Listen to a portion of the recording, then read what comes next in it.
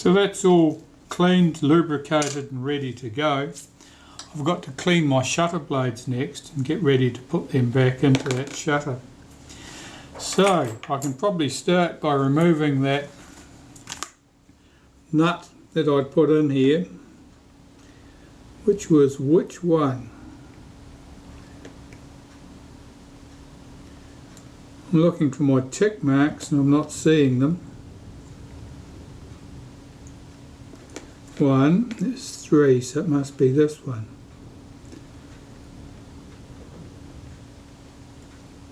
Yes.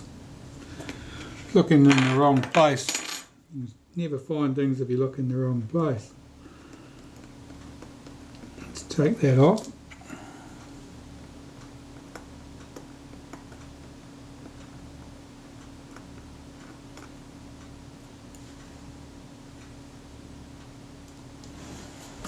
And I'll clean the blades and put them in place. So I've just got to be careful that I put everything, the blades back where they came from. It shouldn't be difficult. Start with blade number 1. Sorry about the contrast, it's very hard getting charcoal grey paper towels, unfortunately. I don't know why. Probably if I went to some designer kitchen shop I could find them. I'm just cleaning this blade down with naphtha.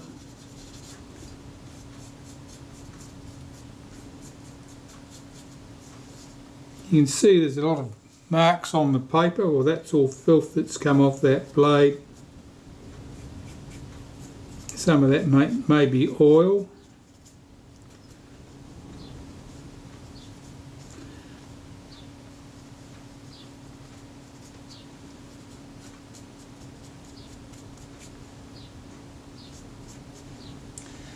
That should be fine. I'm not going to polish that blade, but it should be good as it is.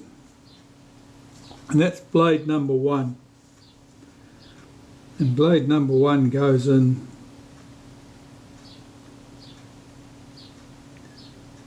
over here.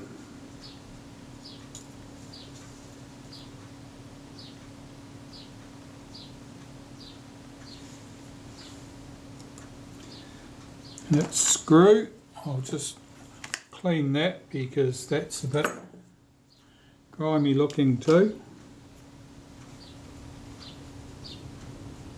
It's a shoulder screw and the blade pivots around that shoulder. These are awkward to get in position and get settled correctly.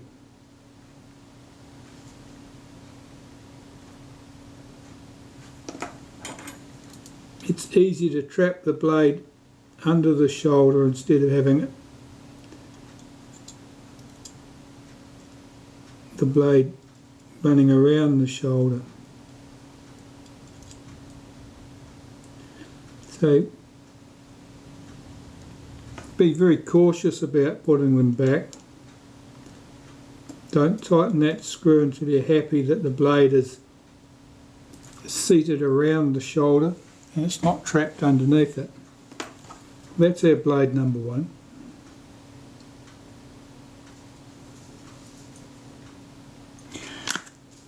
Now I can do blade number 2.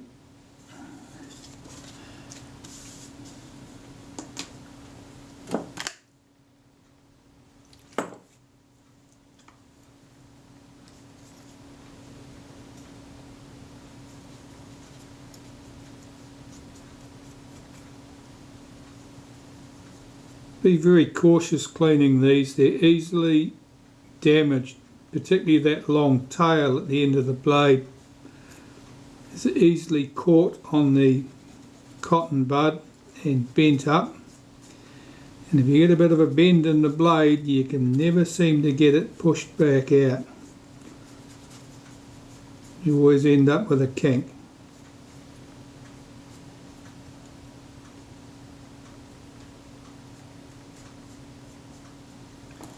Alright, that's blade number 2.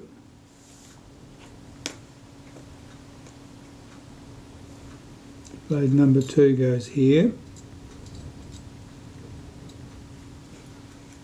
Make sure this blade sits on top of blade number 1, doesn't get tucked underneath it.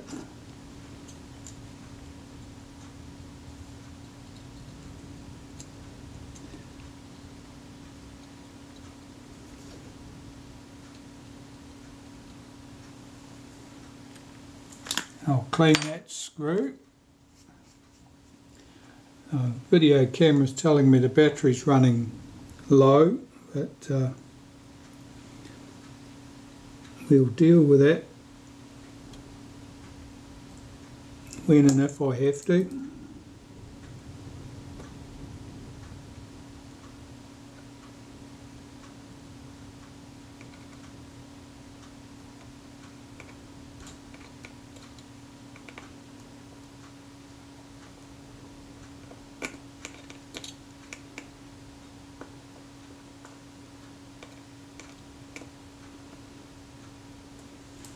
That's good. That just leaves blade number 3.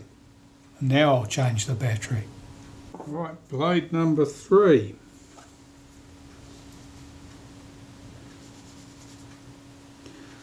Well, this was the one that had the rusty looking stain on it.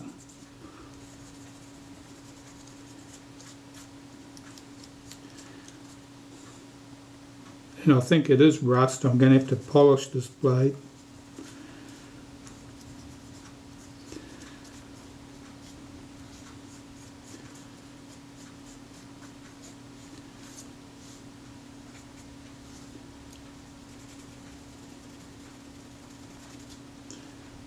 Get it as clean as I can and inspect it.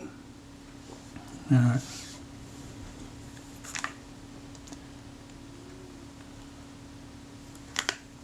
The rust is right along this edge here and here.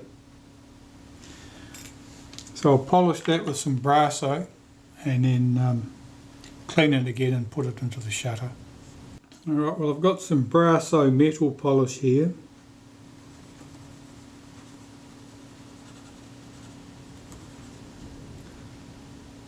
Difficult making sure you can keep the blade down flat. I've got a hole in the wooden block here for the rivet to sit down into so the blade will sit flat.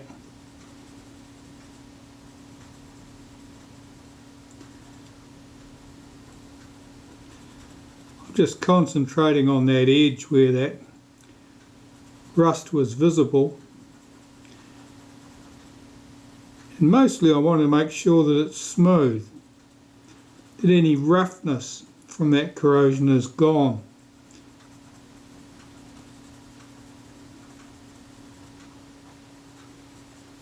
That feels okay.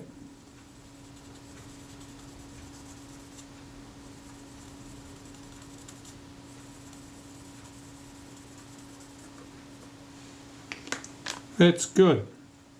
Well, that I'll just clean with some naphtha now and carry on. I'll get this screw in place.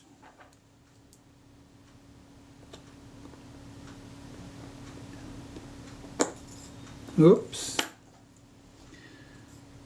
Magnetised screwdrivers are a blessing or a curse depending on what you're trying to do.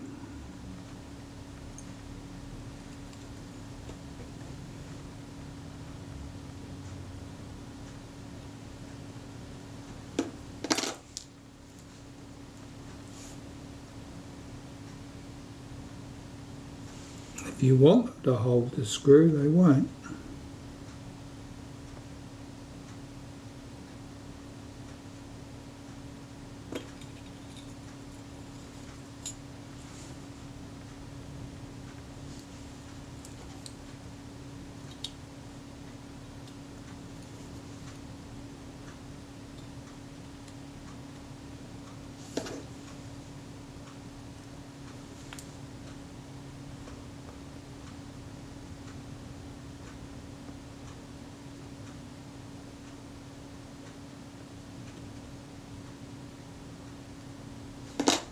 Okay, I've got the screw started at least. Let's run it down a little bit.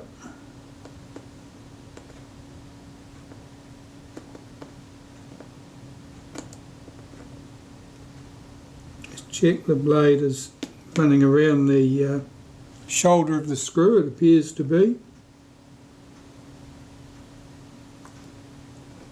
That looks good. Now we had that little tab which sat here.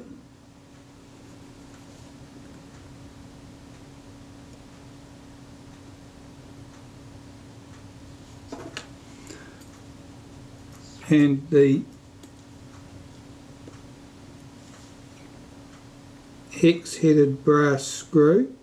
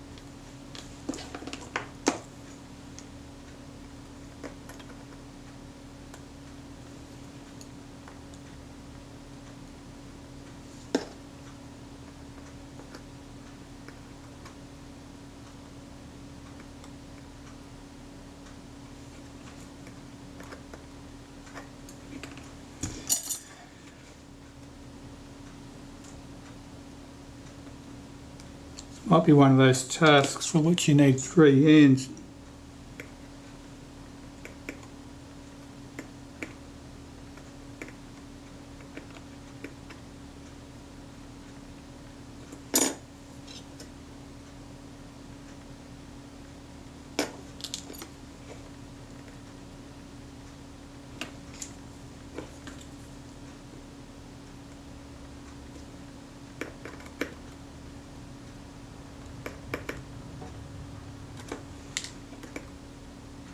That seems good. That's tight. What's that piece of fluff? Okay, that looks good. That's ready to go back in the case. But of course, I haven't done the case yet, so I'll pop that to one side. Let's bring this in. Unlike the later shutters, you can't remove the lever first. You can only take this plate off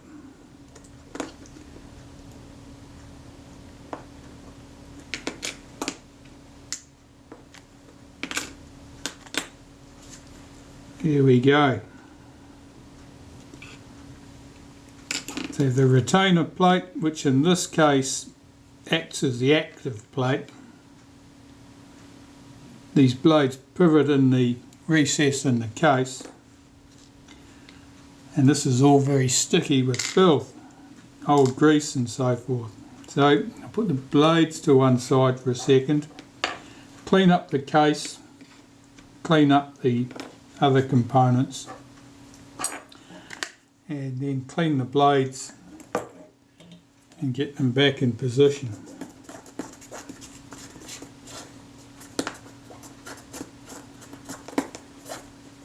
I find the diaphragms of this style somewhat more awkward to do than later diaphragms. I suppose that's by design really. They improved the design to make them easier to assemble. And easier to assemble would have been what it was about, because generally speaking manufacturers much more worried about ease of assembly than they are about ease of repair. Ease of repair is somebody else's problem. Assembly is something that needs to be done for each one on the production line, and so it's far more important when you're looking at design aspects of making a product fit for manufacture.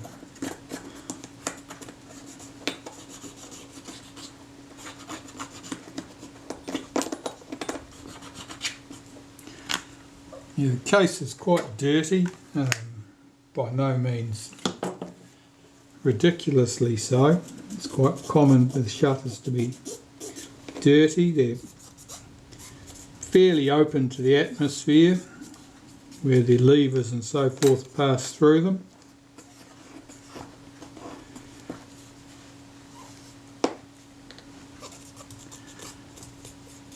And they certainly get lots of attention from people's dirty fingers as they're changing the settings and making adjustments. So they tend to get a bit grimy. Well, that case looks good.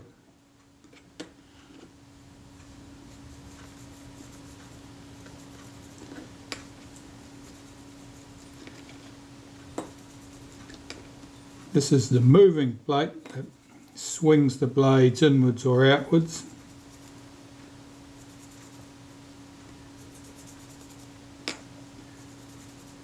You can see by the colour of that it's pretty grimy.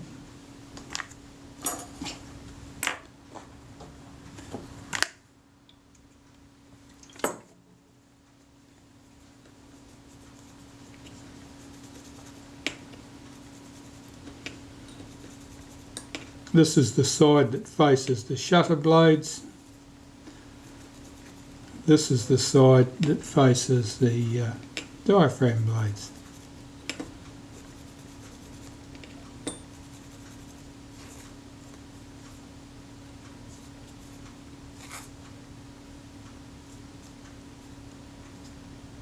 The most important thing here is to make sure that's free from any oil or grease.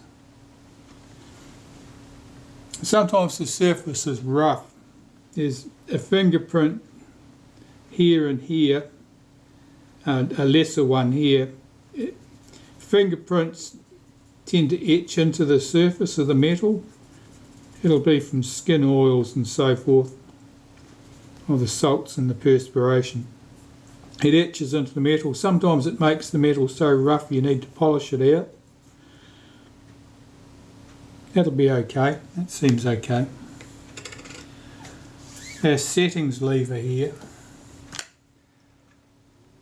That's pretty grimy, but that's no surprise at all. It's on the outside of the shutter, right up next to the focus helical, so it's normally got oils and grease that's run out of the focus helical will tend to be at this fairly promptly. And the two screws that hold the settings lever and the moving plate together. That brings me back to our diaphragm blades, which are in a neat rosette at the moment. Now when the blades only overlap to that extent, that shouldn't stick together, that should just fall apart.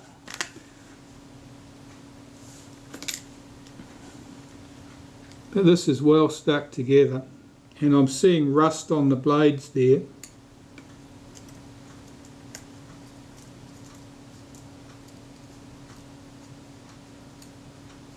Now the blades, you can see how stuck they are. I don't want to come apart.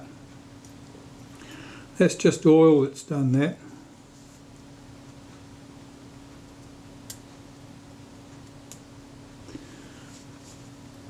I'll have to clean these blades carefully, and I don't know whether you can see that in the light. Yeah, you can see the patterns there where the blades have overlapped each other. See if I can get that to tilt to the light a bit. I can't get that to catch the light. Yeah, you can just see some of the patterns. That's where the blades have overlapped, and that's where they've been stuck together. I can see it's oil. It looks like oil. So I've got to clean all that up, and then these blades with the little rust patches on them, I might have to polish those. And I hate polishing diaphragm blades because they're much easier to damage than shutter blades, because they've got the pivots on them, and you can catch your cotton bud on the pivot and end up bending the blade, and then they don't lie flat, and then you have to say rude words. Okay, I'll start cleaning these blades up. I'll just deal with these blades one at a time.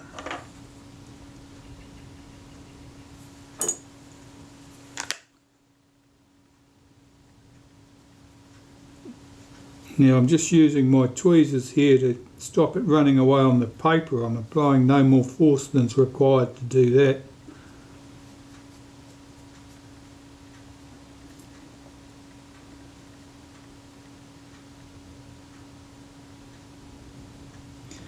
You can see the colour coming off here probably, and that's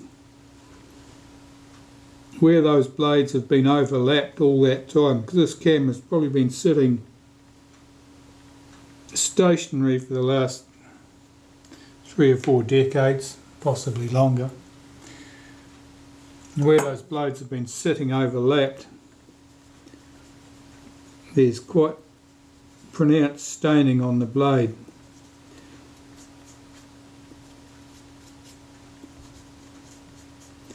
Now that may be like a deposit, it might be like a lacquer that's formed from the decay of the oil. I can see corrosion on there.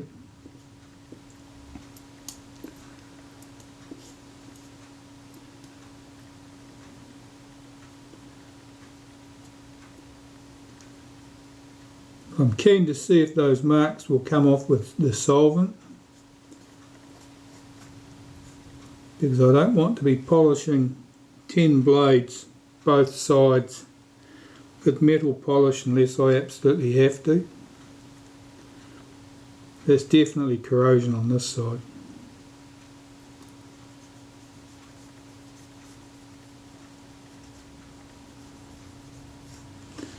So I'm going to have to polish those blades. Curses. Alright.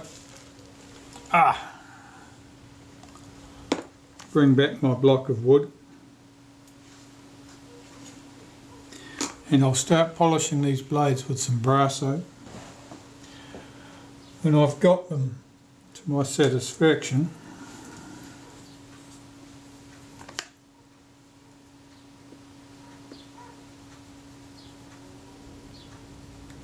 I'll clean them all with Naphtha and then start the reassembly process.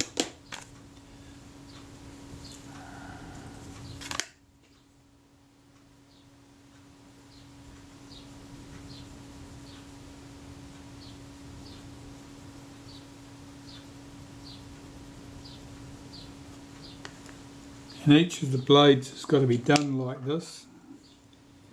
In this case, both sides.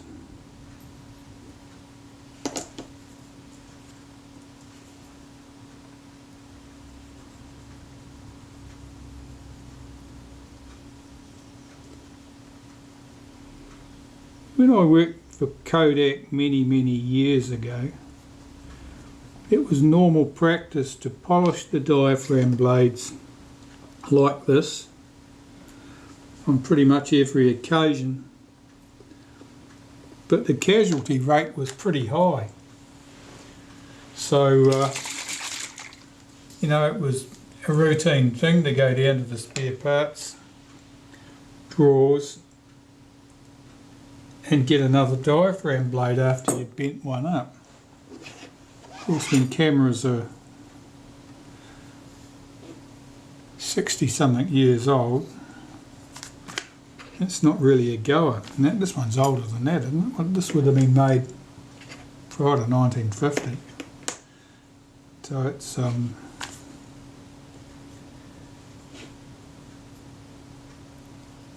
it's got to be 70 years old.